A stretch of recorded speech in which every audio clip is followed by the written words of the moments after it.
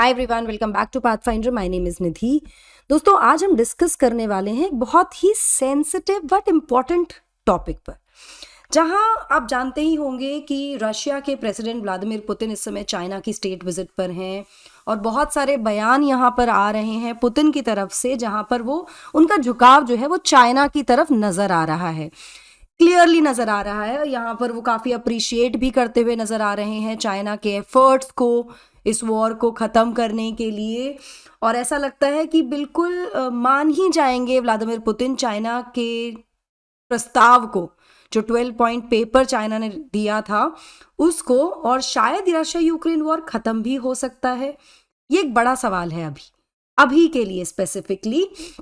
लेकिन भारत को इससे चिंतित होने की आवश्यकता है या नहीं, ये उससे भी महत्वपूर्ण प्रश्न है, क्योंकि भारत और रशिया के जो संबंध हैं वो बहुत पुराने संबंध हैं, काफी कॉर्डियल रहे हैं और भारत हमेशा ही रशिया के साथ खड़ा नजर आया है। दूसरी तरफ भारत और चीन के संबंधों में फिलहाल पिछले काफी समय से खटास दिख रही है, बहुत उतार चढ़ाव भी देखने को मिले हैं। ऐसे में अगर चीन और रशिया एक साथ आते हैं तो भारत अपना एक अलाय, हम ये कह सकते हैं कि भारत का अलाय जो है वो चीन की तरफ झुक रहा है, चीन की तरफ जा रहा है। तो क्या वाकई ये भारत के लिए एक चिंता का विषय है? इसके बारे में सोचिएगा जरूर।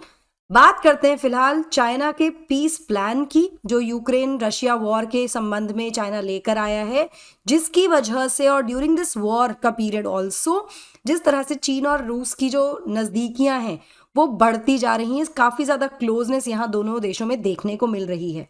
इसके बारे में आज हम डिटेल में बात करते हैं। तो these are the news headlines here. So Russian president Vladimir Putin एक इंटरव्यू में उन्होंने कहा कि वो बैक करते हैं चाइना के प्लान को for peaceful settlement of Ukraine crisis, कि चाइना ने जो प्लान दिया है उसको वो एक्सेप्ट करते हैं, उसको बैक करते हैं। और यहाँ पर उन्होंने ये भी कह दिया कि बीजिंग जो है उसको फुल अंडरस्टैंडिंग है कि इस क्राइसिस के पीछे क्या कारण है। मतलब बहुत ही पॉजिटिव एक तरह से रिस्पॉन्स या पॉजिटिव वाइब यहाँ चाइना और रशिया की आपस में एक दूसरे के लिए नजर आ रही हैं। यहाँ कोट अनकोट पुतिन ने कहा, हमने कभी भी नेगोशिएट करने के लिए मना नहीं किया है, हम एक कॉम्प्रिहेंसिव, सस्टेनेबल और जस्ट सेटलमेंट चाहते हैं इस पूरे कॉन्फ्लिक्ट का थ्रू पीसफुल मीन्स। हम डायलॉग के लिए भी ओपन है ऑन यूक्रेन, लेकिन इस तरह की नेगोशिएशंस को सभी देशों के इंटरेस्ट को ध्यान में रखना होगा जो इस कॉन्फ्लिक्ट में इन्वॉल्व हैं, इंक्लूडिंग आवर्स। नाउ मैं आपको बता दूं कि चाइना अपने आप को यहाँ पर पोजीशन कर रहा है एक न्यूट्रल पार्टी की तरह इस पूरे कॉन्फ्लिक्ट में, जहां पर वो ना तो कंडेम करता है, ना ही वो एक तरह से कभी कंडेम नहीं किया रशिया के इन्वेजन को यहाँ पर चाइना ने। और इसमें वो चाहता है कि वो फ्रेम करे अपने आप को एक मीडिएटर की तरह। ये भी काफी बड़ी बात है यहाँ पर, जिसको लेकर अमेरिका ने ऑफ कोर्स उंगली उठाई है चाइना के ऊपर। तो जो चाइना का 12 पॉइंट पेपर है फॉर एंडिंग दी वॉर, इसको एक ल्यूकवार्म रिसेप्शन मिला था जब ये पब्लिक हुआ था लास्ट ईयर। वहीं दूसरी तरफ पूरी दुनिया से तो ल्यूकवार्म रिसेप्शन मिला, लेकिन पुतिन ने हेल किया था इस तरह के एडिशनल मेजर्स को जो कि चाइना के द्वारा लाए गए थे, और उनको कहा था कि रियलिस्टिक और कंस्ट्रक्टिव स्टेप्स हैं जो कि मदद करेंगे in developing the idea of necessity, कि भाई कितनी आवश्यकता है कि हमको कोल्ड वॉर मेंटालिटी से उभरना चाहिए। और क्या क्या इसमें कहा गया है, किस तरह से चाइना का जो ट्रेड है उस पर इम्पैक्ट पड़ा है, या रशियन ट्रेड और चाइना के बीच की जो ट्रेड बायलेटरल ट्रेड रिलेशनशिप्स हैं उसके बारे में भी हम बात करने वाले हैं, उसके आंकड़े भी देखेंगे।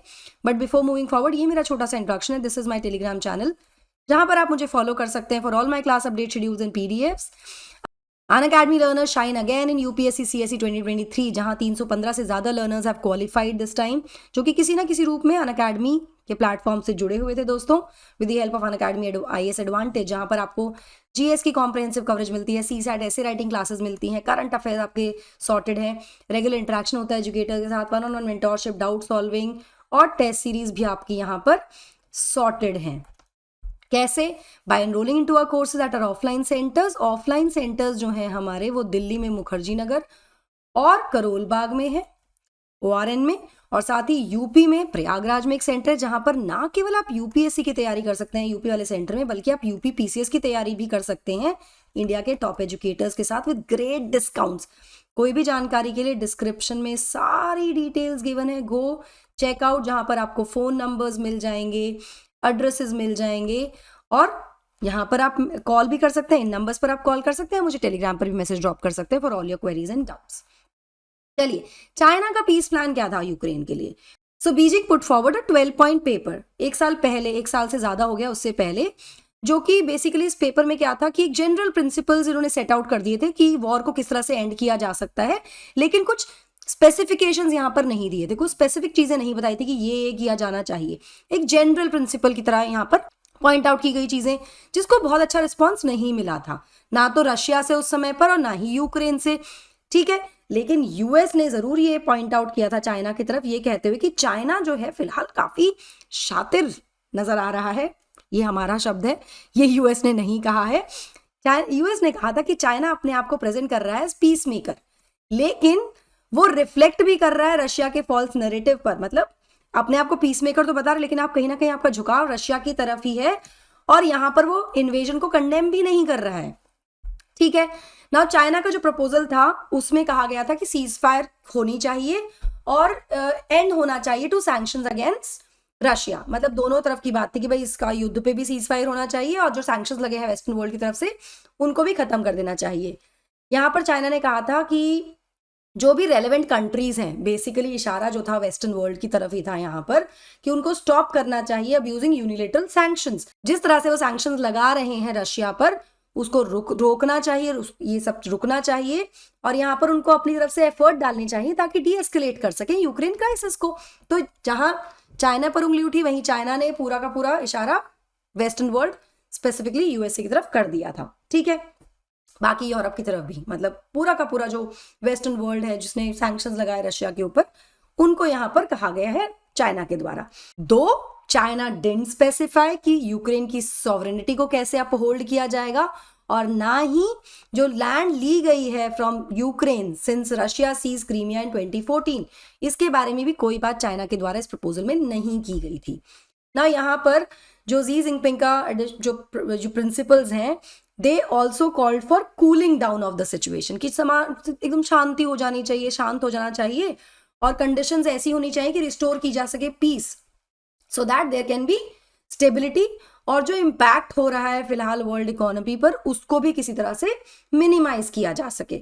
इस संबंध में रशिया के जो फॉरेन मिनिस्टर हैं सर्गेई लावरोव, उन्होंने लास्ट मंथ कहा था कि जो प्रपोजल है वो एक रीजनेबल प्लान है that the great Chinese civilisation propose for discussion.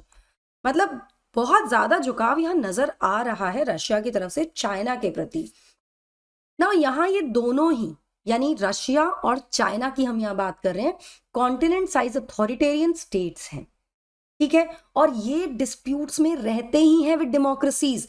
चाहे रशिया यूक्रेन की हम बात करें, रशिया वर्सेस वेस्ट की बात कर लें हम, या फिर चाइना के परिप्रेक्ष्य में देखें तो चाइना भारत विवाद है, चाइना ताइवान, चाइना फिलीपींस, मतलब कहीं ना कहीं विवाद चलता ही रहता है, नॉट जस्ट विद डेमोक्रेसीज बल्कि नेटो जैसी ऑर्गेनाइजेशन के साथ भी। और ये कहीं ना कहीं इन्फ्लुएंस गेन करने की कोशिश करते हैं in Africa, middle east and south America. मतलब ये अपना प्रभाव बनाने का पूरा प्रयास करते रहते हैं।